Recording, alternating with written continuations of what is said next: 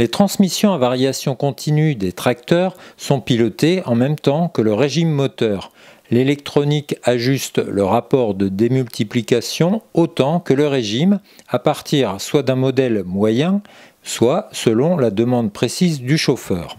Mais cette dernière possibilité est sous-utilisée, estiment les experts. On s'est aperçu, à force de faire des passages au moins d'essai, sur des tracteurs à variation continue, que les gens, en discutant avec les exploitants, qu'ils utilisent souvent la fonction automatique qui gère la transmission.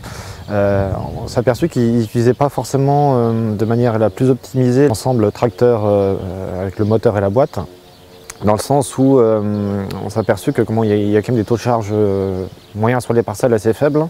Et en fait, ils ne faisaient pas assez forcer le moteur. Et qu'arrive-t-il à un moteur qu'on ne fait pas assez tirer? Il consomme plus et à terme, il perd en performance. Au cours d'une formation organisée récemment dans l'Ouest par la FNQMA, un groupe de conseillers en agroéquipement a pu entrer dans le détail des réglages proposés par plusieurs grands constructeurs de tracteurs. Ce qu'on a constaté en tout cas lors de la rencontre avec les constructeurs, c'est que la plupart proposent des modes automatiques. Ils insistent au mieux et au maximum à ce que les agriculteurs utilisent le mode automatique. Simplement, on s'aperçoit que le mode automatique, selon les constructeurs, peut correspondre à 95% des applications des agriculteurs, mais tout ça est en connaissance de cause des performances du moteur notamment.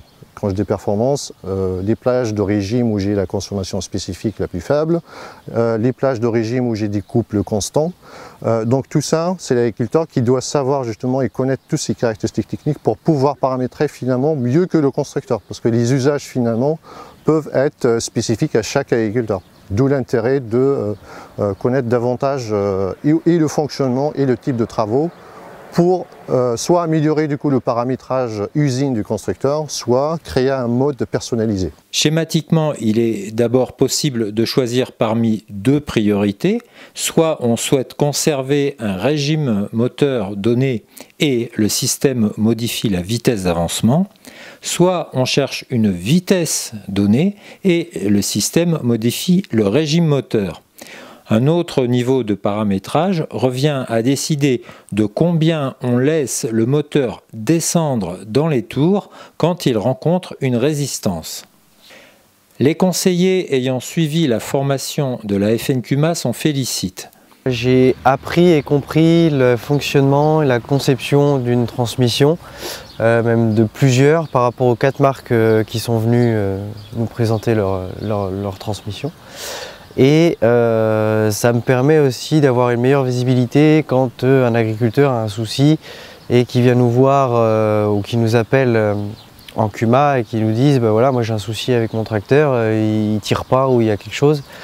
Pour adopter les meilleurs réglages, il est toutefois important de bien connaître le moteur du tracteur, de situer la plage de puissance, le régime du couple maxi, la zone où la consommation spécifique est la plus basse. Et c'est là qu'intervient le passage au banc. Globalement, vous avez quand même des points de couple maxi et de puissance maxi et de régime nominal qui sont quand même assez proches et fixes suivant pour un même tracteur, entre plusieurs boutons, si votre voisin a le même que vous. Mais bon, ça ne dispense pas quand même de faire un passage au banc pour vraiment savoir exactement où se situe le régime de couple maxi et puis les régimes de puissance maxi, puisqu'en fait sur les moniteurs des tracteurs, vous avez donc la chute dans les réglages, la chute de régime permise est soit en pourcentage ou en tours minutes. Voilà, donc pour avoir des points de référence, il faut quand même un passage au banc pour vraiment optimiser à son tour près ces réglages.